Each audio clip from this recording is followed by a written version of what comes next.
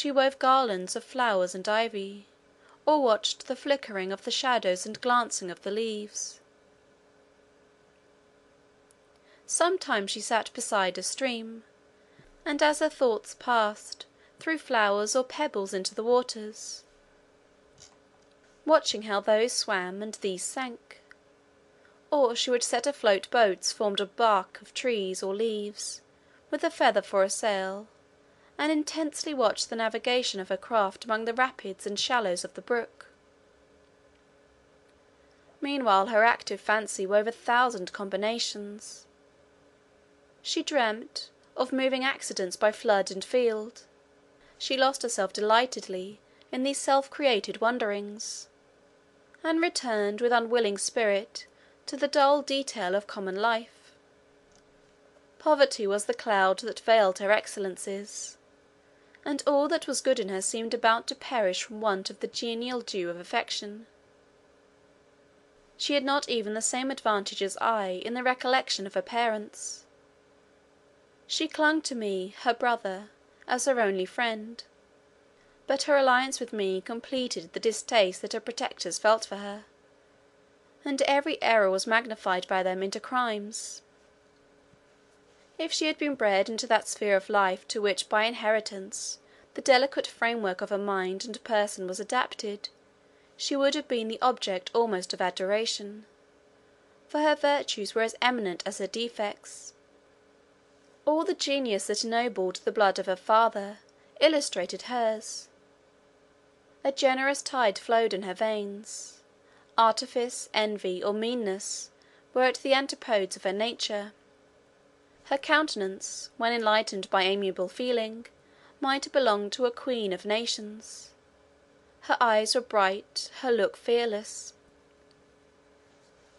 Although by our situation and dispositions we were almost equally cut off from the usual forms of social intercourse, we formed a strong contrast to each other. I always required the stimulations of companionship and applause. Perdita was all sufficient to herself. Notwithstanding my lawless habits, my disposition was sociable, hers recluse. My life was spent among tangible realities, hers was a dream. I might be said even to love my enemies, since by exciting me, they in a sort bestowed happiness upon me. Perdita almost disliked her friends, for they interfered with her visionary moods. All my feelings, even of exultation and triumph, were changed to bitterness, if unparticipated. Perdita, even in joy, fled to loneliness, and could go on from day to day, neither expressing her emotions, nor seeking a fellow feeling in another mind. Nay, she could love and dwell with tenderness on the look and voice of her friend, while her demeanour expressed the coldest reserve. A sensation with her became a sentiment, and she never spoke until she had mingled her perceptions of outward objects with others which were the native growth of her own mind. She was like a fruitful soil that imbibed the airs and dews of heaven, and gave them forth again to light in loveliest forms of fruits and flowers.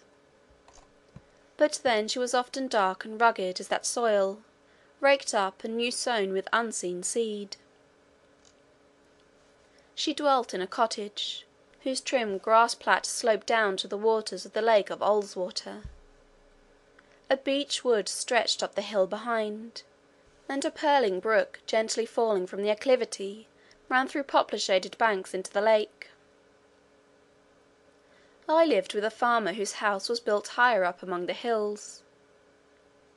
A dark crag rose behind it, and, exposed to the north, the snow lay in its crevices the summer through. Before dawn I led my flock to the sheep-walks, and guarded them through the day. It was a life of toil, for rain and cold were more frequent than sunshine, but it was my pride to contemn the elements. My trusty dog watched the sheep, as I slipped away to the rendezvous of my comrades, and thence to the accomplishment of our schemes. At noon we met again, and we threw away in contempt our peasant fare, as we built our fireplace and kindled the cheering blaze destined to cook the game stolen from the neighbouring preserves.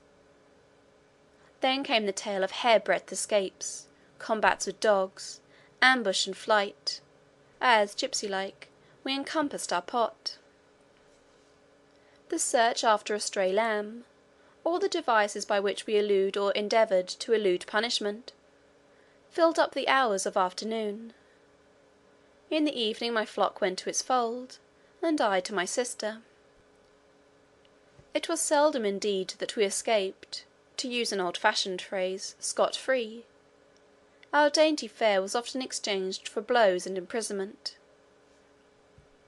Once, when 13 years of age, I was sent for a month to the county gaol. I came out, my morals unimproved, my hatred to my oppressors increased tenfold. Bread and water did not tame my blood, nor solitary confinement inspire me with gentle thoughts. I was angry, impatient, miserable. My only happy hours were those during which I devised schemes of revenge. These were perfected in my forced solitude, so that, during the whole of the following season, and I was freed early in September, I never failed to provide excellent and plenteous fare for myself and my comrades. This was a glorious winter. The sharp frost and heavy snows tamed the animals, and kept the country gentlemen by their firesides. We got more game than we could eat, and my faithful dog grew sleek upon our refuse. Thus years passed on, and years only added fresh love of freedom and contempt for all that was not as wild and rude as myself. At the age of 16 I had shot up in appearance to man's estate. I was tall and athletic. I was practised to feats of strength, and inured to the inclemency of the elements. My skin was embrowned by the sun. My step was firm with conscious power. I feared no man, and loved none. In after life I looked back with wonder to what I then was. How utterly worthless I should have become, if I had pursued my lawless career.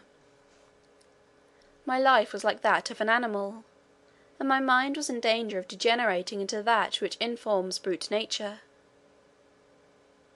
Until now my savage habits had done me no radical mischief.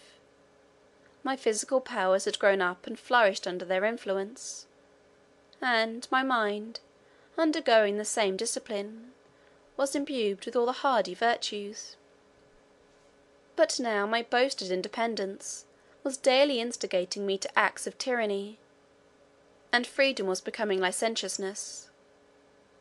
I stood on the brink of manhood. Passions, strong as the trees of a forest, had already taken root within me, and were about to shadow, with their noxious overgrowth, my path of life. I panted for enterprises beyond my childish exploits, and formed distempered dreams of future action. I avoided my ancient comrades, and I soon lost them. They arrived at the age when they were sent to fulfil their destined situations in life, while I, an outcast, with none to lead or drive me forward, paused. The old began to point at me as an example, the young to wonder at me as a being distinct from themselves. I hated them, and began, last and worst degradation, to hate myself. I clung to my ferocious habits, yet half despised them. I continued my war against civilization, and yet entertained a wish to belong to it. I revolved again and again all that I remembered my mother to have told me of my father's former life. I contemplated the few relics I possessed belonging to him, which spoke of greater refinement than could be found among the mountain cottages. But nothing in all this served as a guide to lead me to another and pleasanter way of life. My father had been connected with nobles, but all I knew of such connection was subsequent neglect. The name of the king, he to whom my dying father had addressed his latest prayers, and who had barbarously slighted them,